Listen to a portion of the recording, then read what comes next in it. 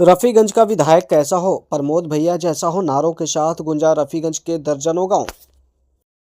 आपको बता दें कि बिहार विधानसभा चुनाव की भले ही सुगबुगाहट नहीं हुई है, लेकिन लोजपा रामविलास पासवान के प्रदेश महासचिव सह रफीगंज विधानसभा क्षेत्र के पूर्व लोजपा प्रत्याशी प्रमोद कुमार सिंह के द्वारा किए जा रहे गांव गांव में भ्रमण के दौरान ग्रामीणों द्वारा लगाए जा रहे नारे से इस बात की तस्दीक कर रही है कि ग्रामीणों ने उन्हें 2025 का विधायक मान चुकी है और उनके समर्थन में जमकर नारेबाजी भी की जा रही है। आज यानी शनिवार को श्री सिंह के द्वारा रफीगंज विधानसभा क्षेत्र के अहमदपुर, चरकावा, बद्दोपुर, जहीरगंज, चंदर बीघा, तिवारी बीघा वार्ड संख्या 13 का भ्रमण भी किया गया। श्री सिंह के द्वारा किए जा रहे इस भ्रमण के दौरान ग्रामीणों ने उनका न सिर्फ भव्य स्वागत किया बल्कि रफीगंज विधानसभा क्षेत्र के विधायक भी मान चुके हैं। हालांकि इस दौरान ग्रामीणों ने कहा कि इस विधानसभा क्षेत्र से जो भी अब तक विधायक बना है उसने ग्रामीणों से नाता सिर्फ चुनाव के वक्त ही रखा है। आप लोग को लगे, भरोसा हो कि जो ऐसा व्यक्ति जो कर्मठी अपना परिवार जैसा हम सबों को समझे और हमारे लिए काम करे, वैसा व्यक्ति को वोट दीजिएगा, तब आपका विकास संभव है। आप सब यहाँ आए, हमारी बात को सबको मैं हार्दिक बधाई देते हुए वाणी को समाप्त करता हूँ। जय हिंद। लेकिन प्रमोद सिंह जिले के एकमात्र ऐसे नेता हैं जो चुनाव में पराजित होने के बाद भी क्षेत्र के सभी गांव के ग्रामीणों से अपना नाता रखे हुए हैं। खासकर रफीगंज विधानसभा क्षेत्र के प्रत्येक ग्रामीणों के दुख सुख में खड़ा रहते हैं। इतना ही नहीं, जरूरत पड़ने पर इन्होंने आर्थिक मदद भी की है। पिछले 15 वर्षों से इन्होंने अपने निजी कोष से कई कार्य भी ऐसे कराए हैं। इन कार्यों में नहर की उड़ाही, सड़क निर्माण का कार्य आदि शामिल है। ऐसी स्थिति में यदि पार्टी इन्हें टिकट देती है तो यहां से इन्हें भारी मतों से जीत दिलाकर जनता विधानसभा में भेजने का कार्य करेंगे। हालांकि प्रमोद सिंह ने कहा कि हार कर भी मुझे विजयी रहा है।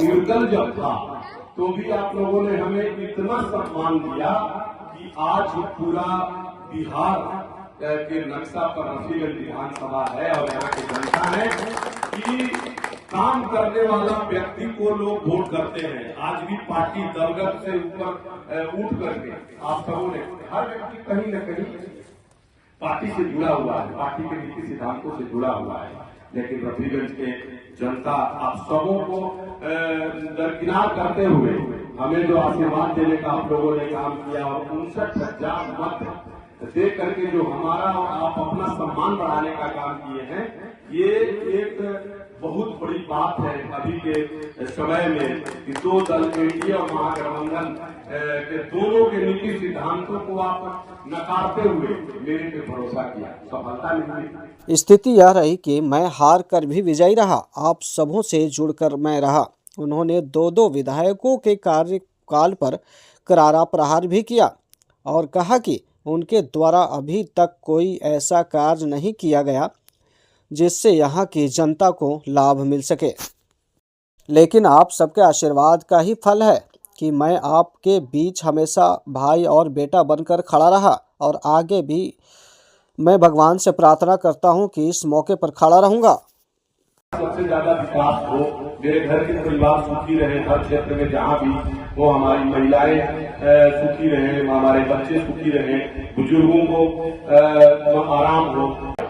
2 विधायकों को हमने देखा और वो दोनों विधायक जो भी वर्तमान है और भूतपूर्व भी है, ये दोनों ने अपने आप में एक सिंडिकेट बनाया है, टाई अप।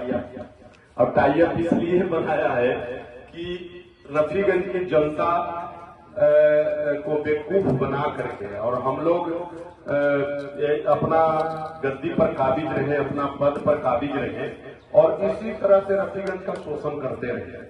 वर्तमान 5 साल के जो विधायक महोदय हैं, इनका कार्यकाल पूर्व में भी 5 साल रहा, अभी वर्तमान में भी 5 साल है। एक जो पूर्व विधायक थे उनका 10 साल का रहा, सरकार भी उनकी रही, लेकिन हमने कुछ बदलाव देखा, धरातल पर कुछ काम ऐसा नहीं देखा जिसमें आम जन लाभान्वित हो। और लगातार आप लोगों के बीच में मैं 15 वर्षों से जितना सक्षम हूं अपना निजी खून पसीना से कमाया हुआ धन आप लोगों के विकास के लिए जहाँ पे पेयजल की आवश्यकता हो, कहीं पुलिया की आवश्यकता हो, किसानों के लिए पई उड़ाही का व्यवस्था हो, पेयजल के लिए चापाकल का व्यवस्था हो, जो निर्धन बच्चे हैं जो पैसे के अभाव में पढ़ाई नहीं कर पाते हैं उनका सहयोग की बात हो, कई गरीब परिवार जो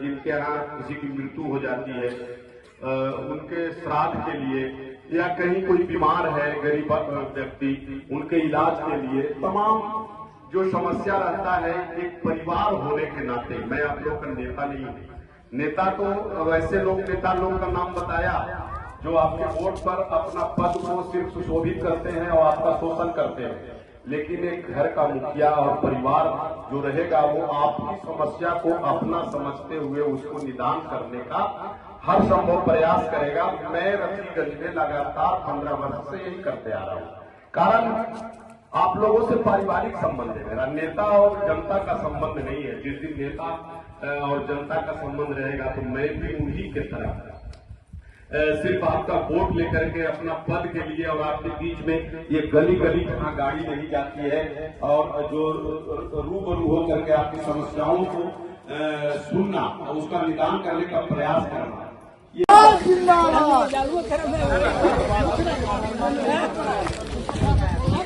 देखिएगा इसके नीचे ईसा नहीं है, ऐसी ढलाई किया हुआ है। सही बात बोल रहे हैं भैया, इसके नीचे ईसा नहीं है, एक और ईसा नहीं है। अब करवाने की बात कर रहे हैं, करवा की कोई चैलेंज करेगी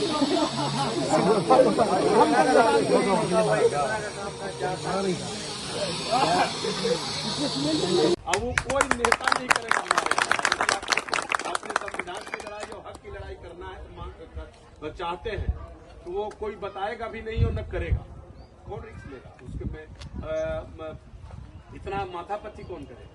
वो तो अधिकारी से मिल करके जब उनको कमीशन है तो अधिकारी पहले ही उनको सेट कर लेता है कि मत कीजिए नेताजी आपको पैसा तो हम देंगे ना, ज्यादा नहीं। अब वही हो रहा है कि आप चल जाइए, आप अभी दाखिल खारिज कराना है, आप अपना जमीन बेचने वाला निजी जमीन बेचता है, अपना जमीन बेचता है, खरीदने वाला पैसा लगा के खरीदता है और उसका मालिक कौन है? सीओ और कर्मचारी। आपको सही भी है तो 10 बार घुमाएगा।